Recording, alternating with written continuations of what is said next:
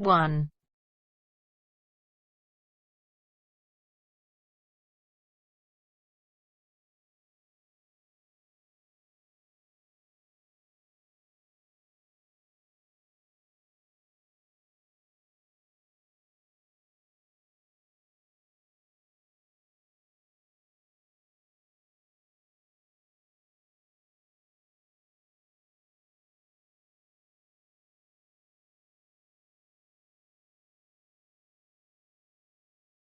You'll hear a head teacher and a teacher discussing a school camping trip. First, you have some time to look at questions 1 to 5.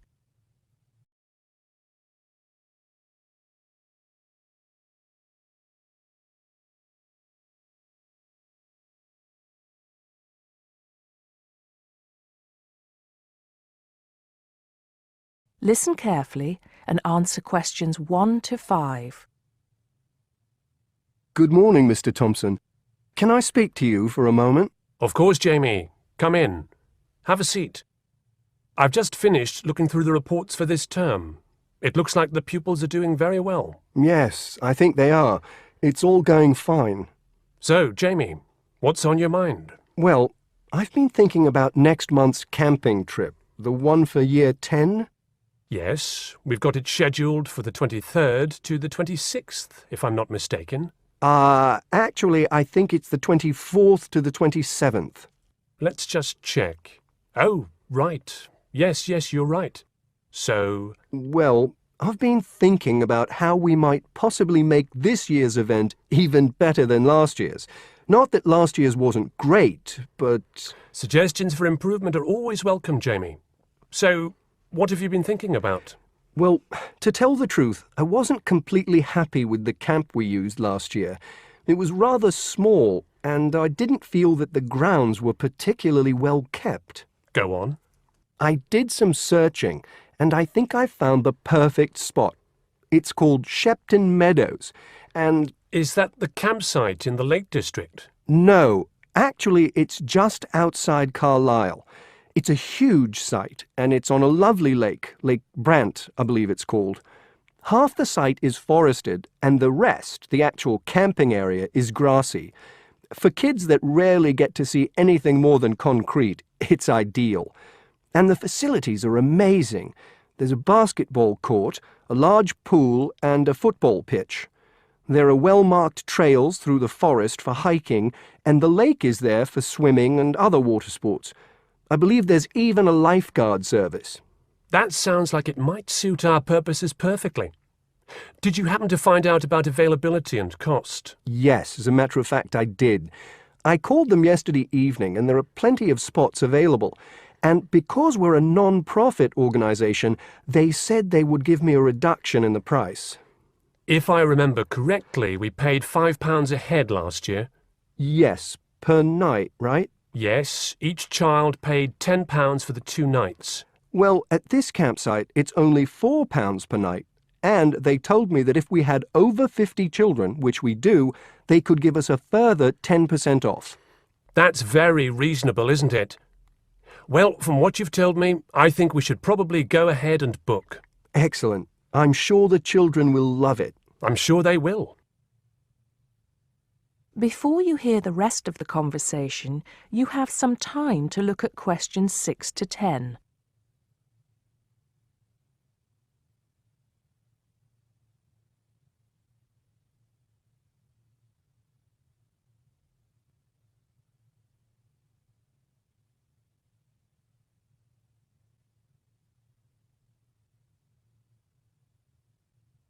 Now listen and answer questions 6 to 10.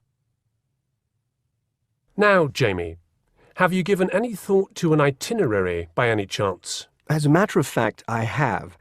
Wait 1 second. Yes, here it is. I've made a few notes. Okay, so, now, these are just ideas, of course. Yes, go on. Let's hear what you've got. Right. We time it so that we arrive at the camp around 7 on Friday evening.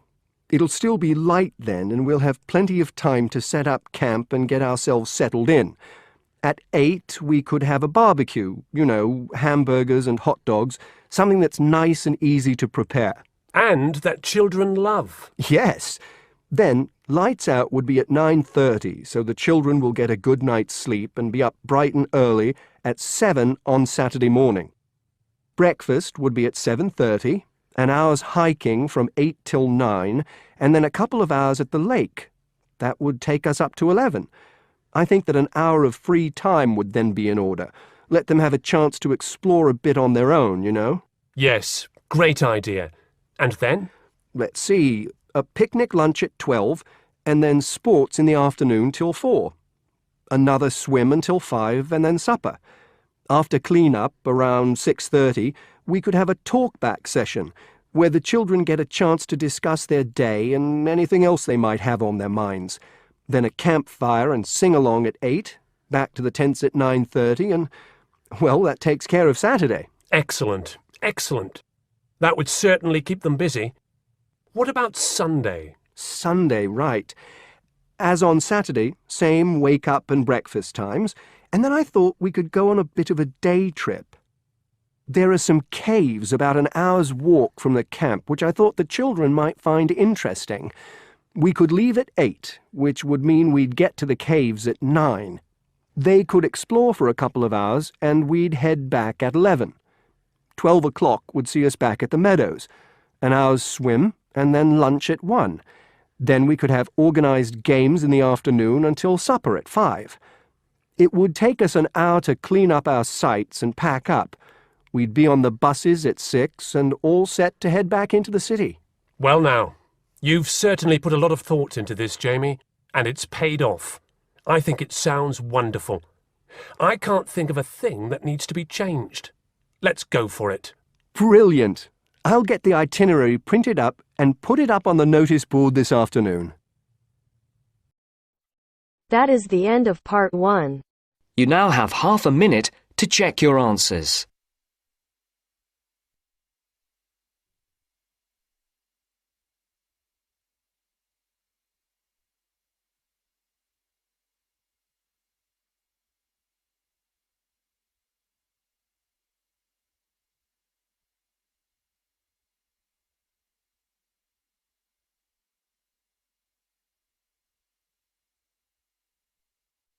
Now turns to part 2.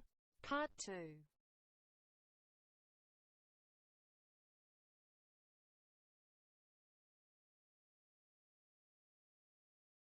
You'll hear a man giving information to a group of new university students.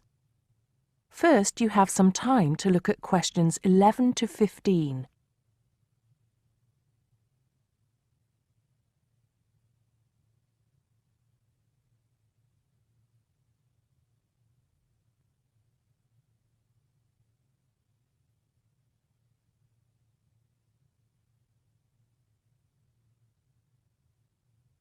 Now listen carefully and answer questions 11 to 15. Good morning, University of Radstock students, and thank you for coming out today. As some of you may already know, my name is Scott Barnes, and I am the director of the Student Services Office here at the university. I'm here today to give you some information about what Student Services has to offer you. To begin with, let me just say that I feel that our office will play an important role in the way that all of you will experience your time here at Radstock as students. Primarily, our center is geared towards providing answers to any questions you may have.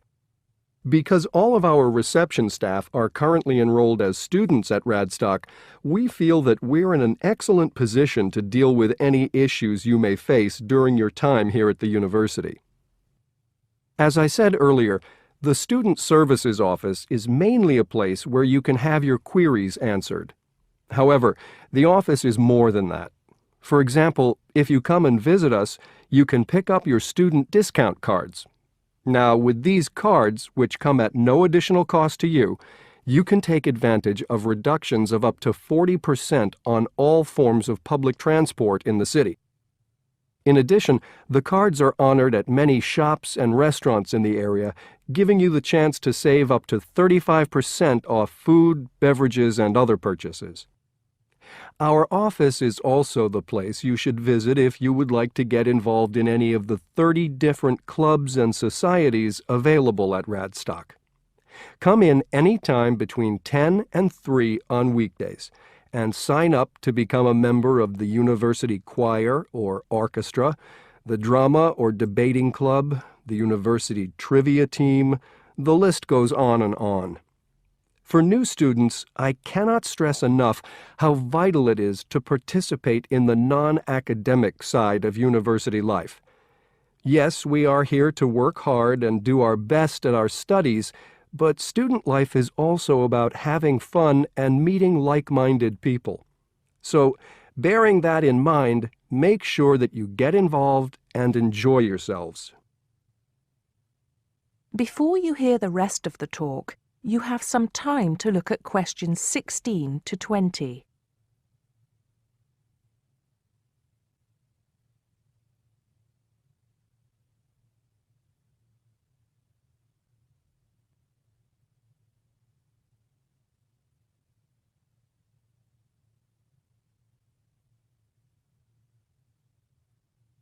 Now listen and answer questions 16 to 20. Moving along, I'd now like to talk to you about another very important service that our office provides, and that is counseling. I'm sure that you are all well aware that there are times in life when things can go wrong and times can get tough. We all have to endure difficult experiences, and these difficulties can be emotional or physical. Whatever the case may be, talking with an experienced counselor can help you through the trying times. The counseling service here at Radstock is staffed by counselors who are qualified to help you deal with problems ranging from homesickness and loneliness to eating difficulties and life changes. To see a counselor, we recommend that you first visit our drop-in center. We run drop-in sessions on a daily basis from 9:30 a.m. to 2:30 p.m. And to reserve one of these sessions, you can telephone the counseling service on 121-5648-3907 on the day you wish to visit. Or, if you prefer, you can come into the Student Services office anytime after 8:30 a.m. and complete a booking form. If it should happen that you need to cancel your appointment for the drop-in session, we would request that you contact the counseling service as soon as possible to let them know. Drop-in sessions can be as short as 20 minutes, but it's more usual for them to take about 45 minutes. During that time, you will be asked some questions to clarify your situation, and a decision will be made as to what further action, if any, should be taken. After your session, several things may happen. Firstly, you may be referred to one of the university's counselors for further counseling, which normally consists of another 8 sessions. Secondly, you may be asked to visit another source of help within the university. Or finally, you may be referred to an external organization. Whatever course of action might be taken, you may rest assured that what goes on in these sessions is treated in strict confidence. I'd also like to mention that the counseling service runs numerous workshops on the campus every year. The focus of these workshops tends to be on personal development, and past topics have included motivation, self-identity, and impression management. There is no fee charged for these workshops, and if you require more information, feel free to contact us at stuser@acadia.co.uk. That is the end of part 2. You now have half a minute to check your answers.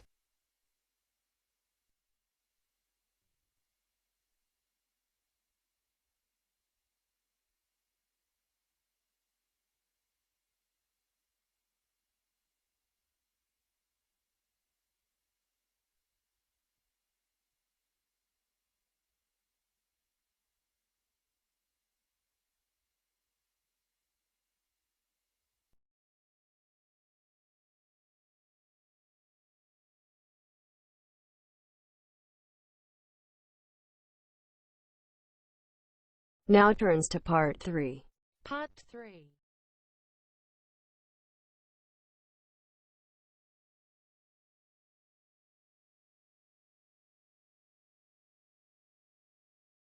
You'll hear a tutor and a student talking about the history of the scientific method. First, you have some time to look at questions 21 to 25.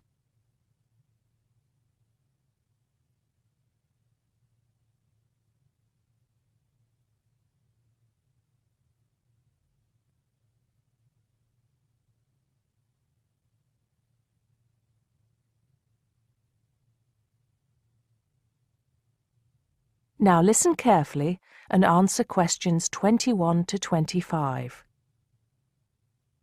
Hello, Simon. Come in. Take a seat. Now, I wanted to talk to you about your assignment. Yes, the one on the scientific method. That's right. I just wanted to see how you were getting on. Well, I think it's fine. I mean, I haven't done a huge amount of work on it because I've been working on other things. But what I've read so far seems fine. How many of the references that I gave you have you managed to get hold of? Not too many, I'm afraid. It seems that everyone else is working on the same things at the same time. And every time I look, the books are checked out from the library. Right. Well, I think that we can go over the main ground together now. That way, even if you don't manage to go through all the references in detail, you'll still have an overview. What has helped you most so far? I've managed to have a look at 3 of them. I thought that Johnson made some good points, but it was hard to follow the line of her argument. Bradman was simple and straightforward, and I felt as if I got a lot out of that. I wish I could say the same for Whitaker. To be honest, I didn't get very far with that. Okay, that's more or less what I'd expect. So tell me, what have you learned so far about the role of the Egyptians and the Babylonians? Yes. Well, there's evidence that the basic components of the scientific method, examination, diagnosis, treatment, and prognosis, were being used in the early 1600s BC, especially in the treatment of certain illness. Good. Yes, that's right. And the point, of course, is that that represented a considerable advance over relatively simple, non-empirical approaches, which usually attributed anything unknown to the actions of the gods, etc. Of course, the Egyptians and Babylonians did this as well, but what we see emerging here is a willingness to base opinion on systematic study of the real world, which is at the root of the scientific method. I see. Right, yes. And then that reappears later. Yes, although don't get carried away with the idea that it was a simple process of development. By the time we get to ancient Greece, let's take the period towards the middle of the 5th century BC, the rules governing the scientific method were practiced on a widespread scale, but there were still many people who believed that real truth could only be acquired by pure rational thought. Plato, of course, had a great influence on the development of the scientific method during this period. Through his academy. That's right. But then, as we know, a great deal of understanding of the scientific method disappeared as the old world order collapsed. It wasn't until the Middle Ages, sometime before the 11th century, that several versions of the scientific method emerged from the medieval Muslim world, all of which stressed the importance of experimentation in science. Right. I think I've got the historical timeline. Before you hear the rest of the conversation, you have some time to look at questions 26 to 30.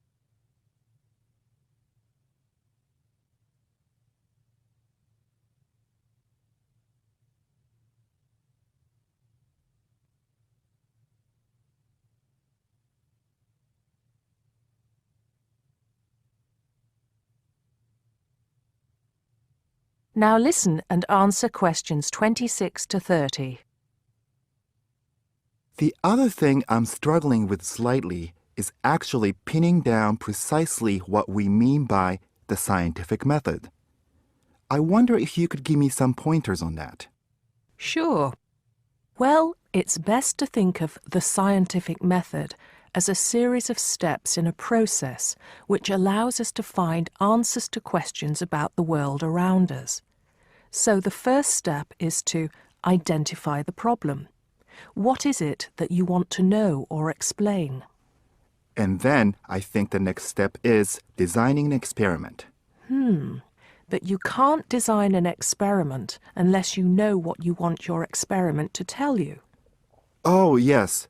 You need to form a hypothesis to be tested before you design the experiment. So there's a very clear relationship between hypothesis and experiment. Having designed the experiment, then of course you go on to carry out the experiment. The particular procedure you follow, the protocol, will differ from experiment to experiment, but the underlying principle is the same. You analyze the data from the experiment in order to confirm or disprove your hypothesis. Assuming the experiment is accurate. Oh yes, if there's anything unusual about the data, or if the results are at all surprising, then you need to ask yourself whether the experiment could be flawed and whether the data could be unreliable. If the answer is yes, then it may be necessary to modify the experiment and go through the process again. So, once you have reliable, valid results, Then the final step is to communicate them. The wider scientific community needs to know about the results, and publication in journals is the accepted way. okay, I think I've got the basics. It's going to get more complicated as we begin to look at some people who have criticized the scientific method. So you need to make sure that you understand things up to this point. Let me know if you have any further problems with it.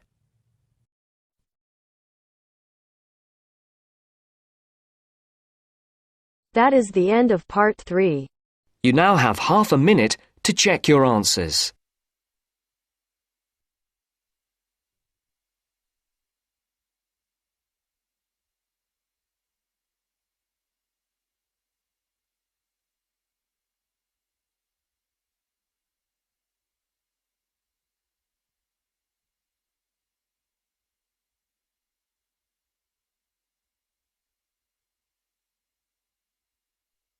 Now turns to part 4. Part 4.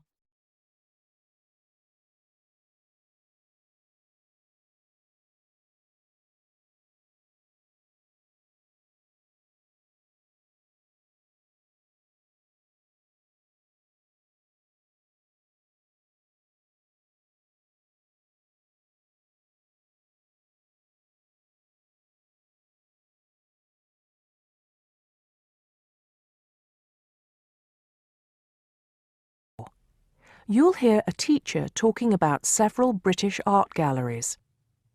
First, you have some time to look at questions 31 to 33.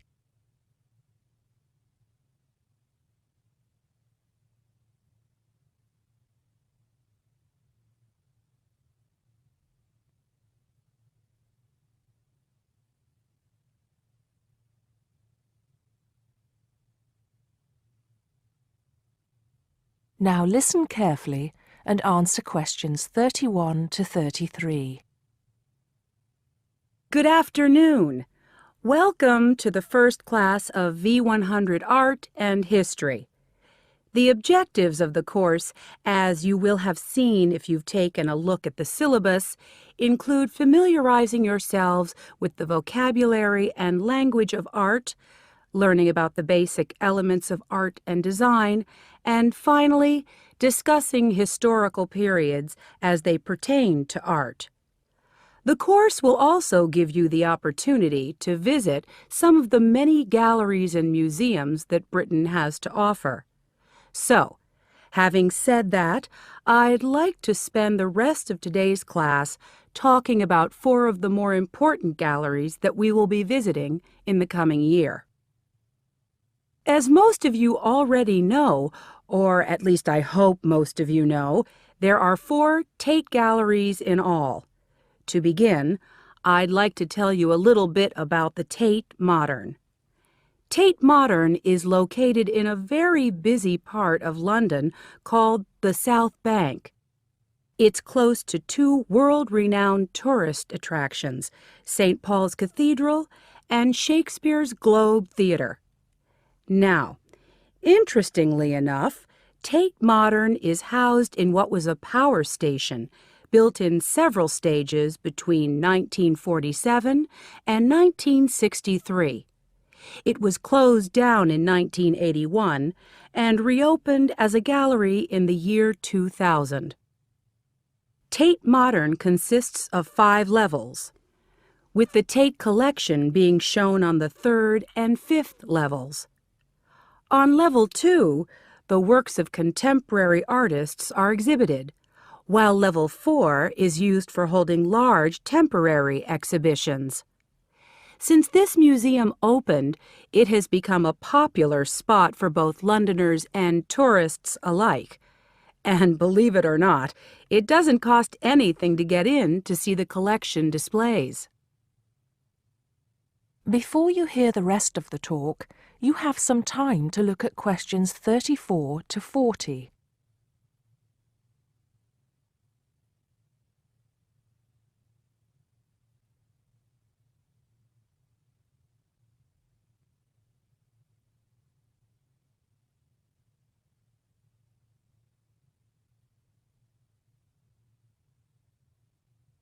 Now listen and answer questions 34 to 40.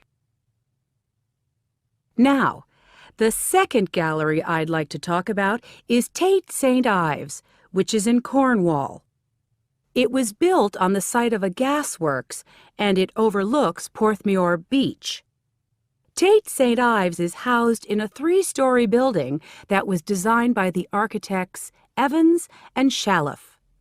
It was established in 1993, 7 years before Tate Modern was opened, and the gallery exhibits the works of modern British artists, including members of the St. Ives School, a group of artists living and working in the area from the 30s onwards. In later lectures, we'll be looking at the work of some of the artists who belong to that group and the ways in which they influenced each other. Okay, am I going too fast for any of you? No? Good. Next, I want to talk about Tate Britain, which is a gorgeous gallery situated right in the heart of Westminster. Tate Britain was the first of the 4 Tate galleries to open, and it was established in 1897. It was built on the site of an old prison, and when it first opened its doors, it was called the National Gallery of British Art. Later, it became known as the Tate Gallery, after the man who founded it, Sir Henry Tate. During its lifetime, Tate Britain has been damaged twice, once by floodwaters from the River Thames, and once by bombings during World War II. This gallery has an interesting range of exhibitions of historic and modern art from 1500 up to the present day. Now, the last gallery I'd like to tell you about is called Tate Liverpool.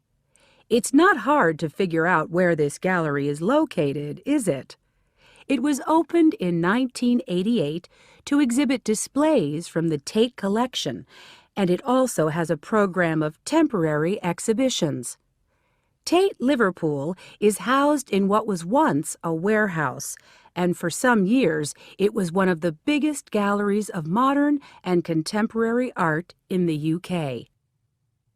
Well, that's a brief overview of just a few of the galleries we'll be visiting. I'd like now to look in a little more detail at what you can expect to see in each of these galleries, starting with Tate Britain. That is the end of part 4. You now have half a minute to check your answers.